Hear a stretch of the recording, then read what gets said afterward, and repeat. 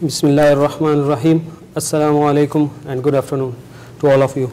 I am here to present my paper on the Grondona system of conditional currency convertibility, an analysis of implementation in Malaysia. The outline of my presentation will be as shown.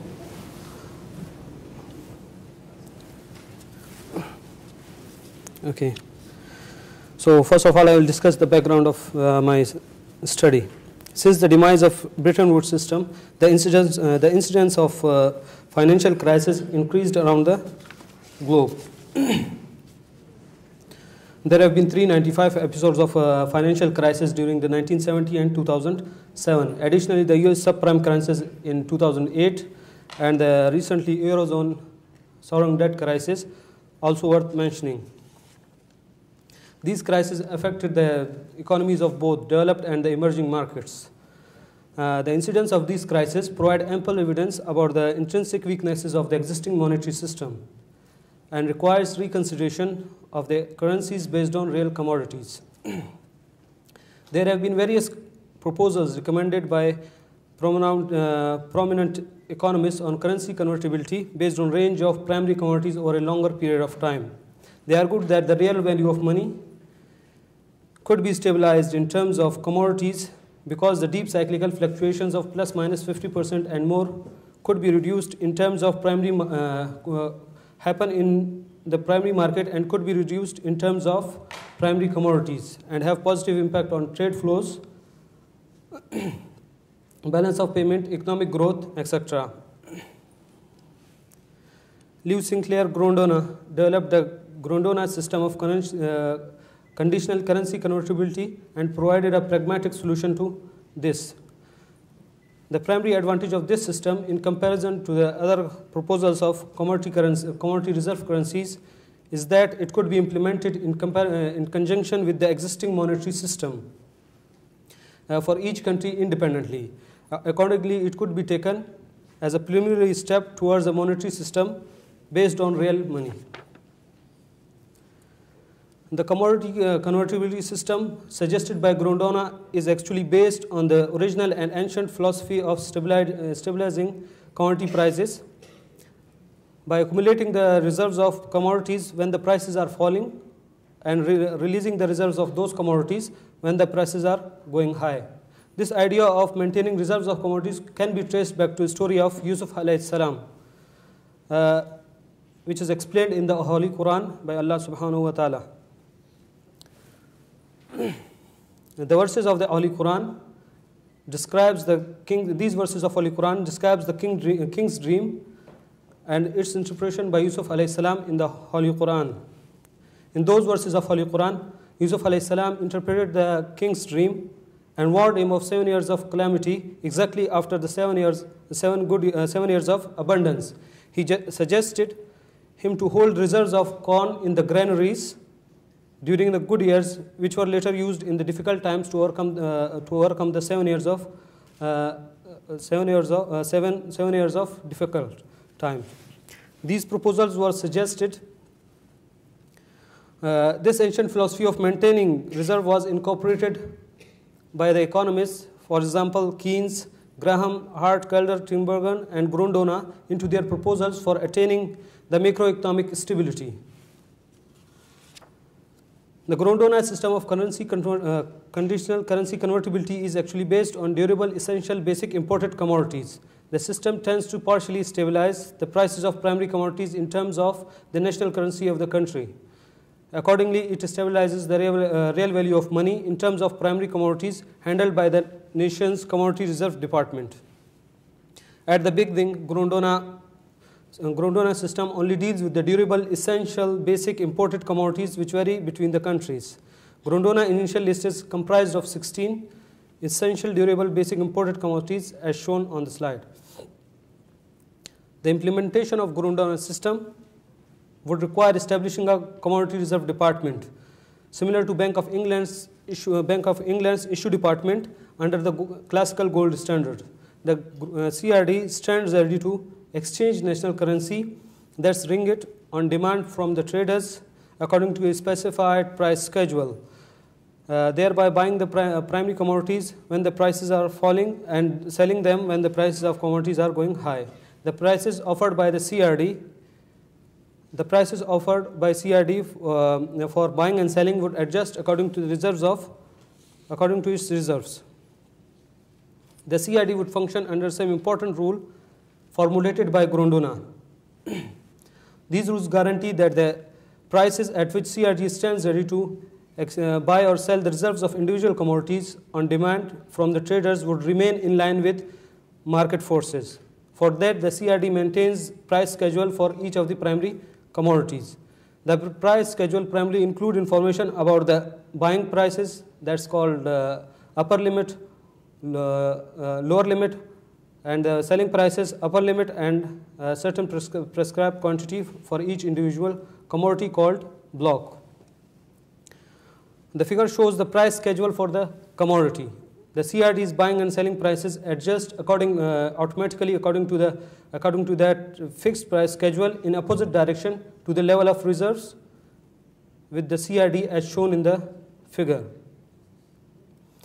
Grondona also described the parameters of price schedule, which he named as gearing of the system.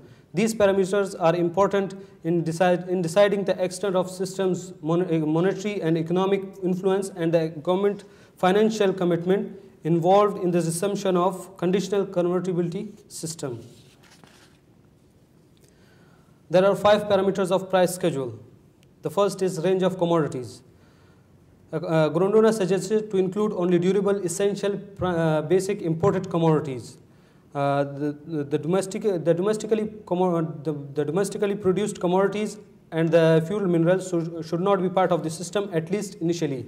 Apart from these commodities, the larger the range of primary commodities, the higher will be the stabilizing effect on the real value of money as well as on the prices of different commodities. The second is initial price level. The initial price level is based on the previous year's based on the average trend of previous year's CIF prices. The prices should be adjusted for inflation as Grondona suggested. The third is size of blocks. Grondona suggested that the 10% of average annual imports is appropriate figure for computing the quantity in a block for many commodities. The width of price band is actually the difference between the lower and upper points of the commodity, or the buying and selling prices of the commodity. The narrow range of price band will produce less recurrent movements in the level of reserves, and the wider range of price band would produce more recurrent movements in the reserves. And the last is price steps between the successive price bands. According to Grondona, the size of price step between successive price bands should be fixed because it will allow the CRD to adjust the upper and lower point by a constant ratio.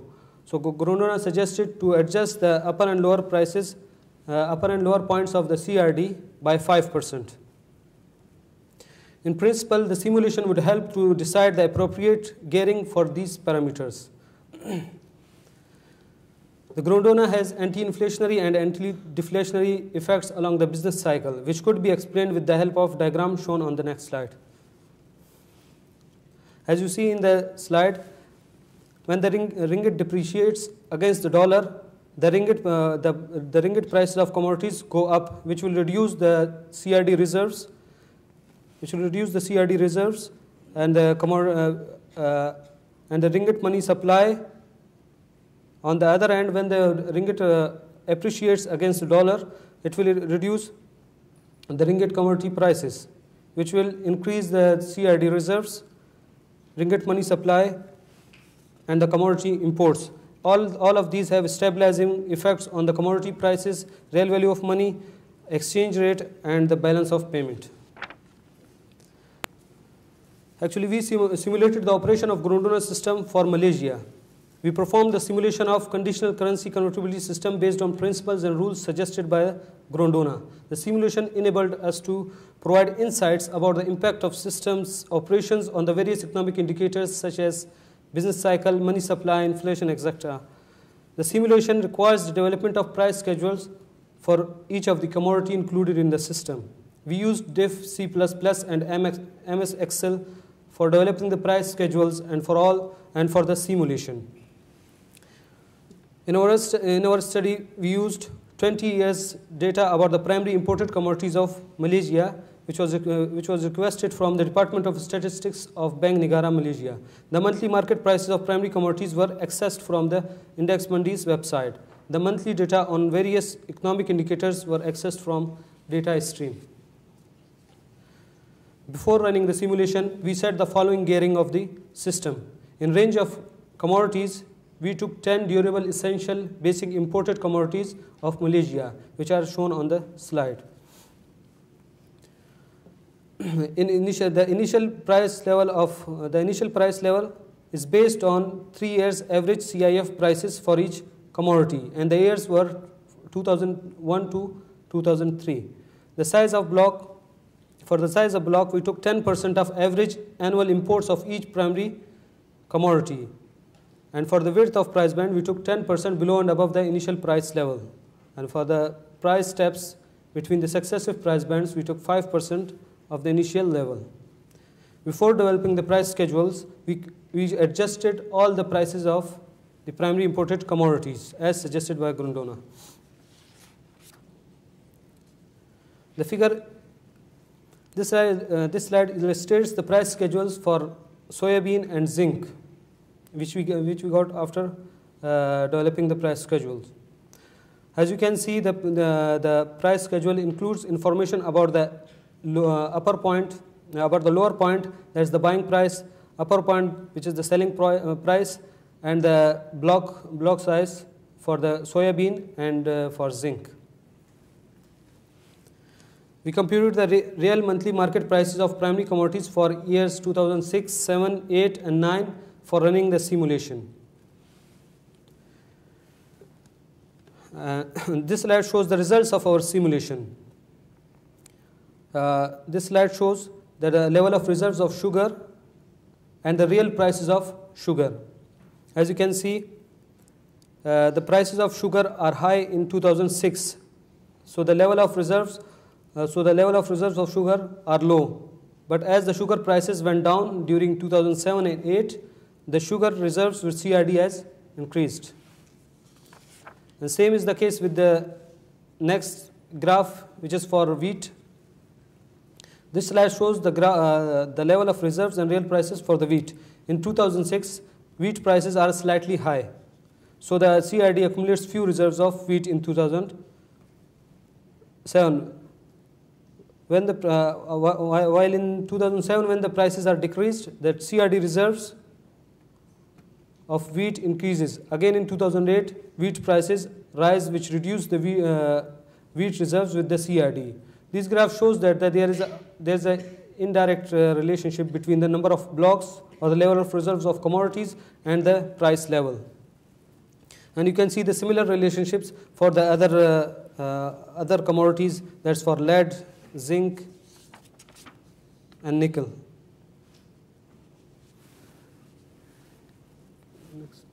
Next. Yes. This graph shows the collective reserves of all 10 commodities accumulated by the Malaysian CRD during the 4 years time period, that's from 2006 to 7. As you can see, the Malaysian CRD accumulated the reserves of different commodities during these 4 years from this graph. The transactions of Malaysian CRD would be accompanied by rise and fall in the ringgit money supply.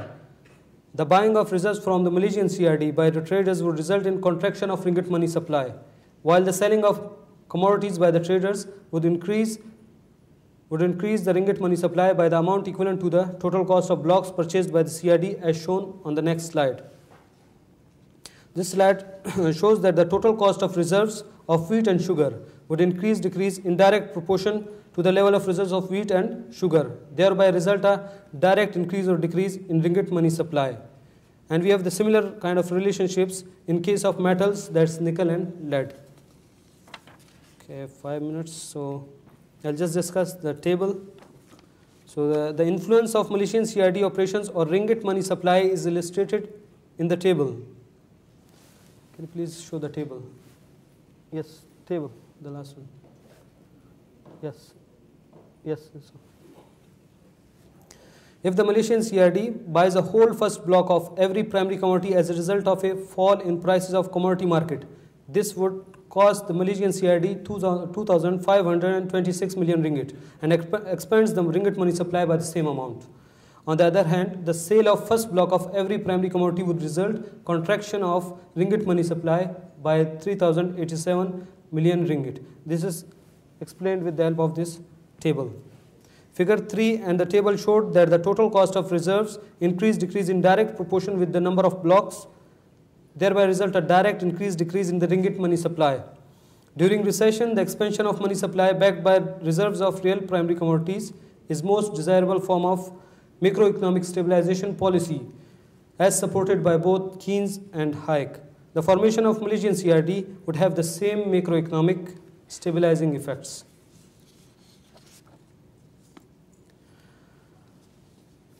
Okay, next slide. This slide shows the cumulative effect of CRD operations or ringgit money supply. It's evident from the table that the money supply increased during the period of 2006 and up till 8 due to CRD operations, which seems appropriate because 2008 was the start of Great Recession, and it could be shown by the graph. So I may conclude my presentation here by saying few words about my results and the system. The research evaluated the implementation of Grondona system in Malaysia from economic viewpoint. The results seem to be promising and showed that the CRD operations have stabilizing effects. The system is simple to implement and operate. However, the simulation could be improved by adding more commodities, increasing the time period with different starting dates, gearing and countries. So the next phase of this research is to perform more detailed quantitative estimation of CRD's influence under different conditions of implementation with a view to optimizing CRD's role. And that's all from my side. Thank you very much.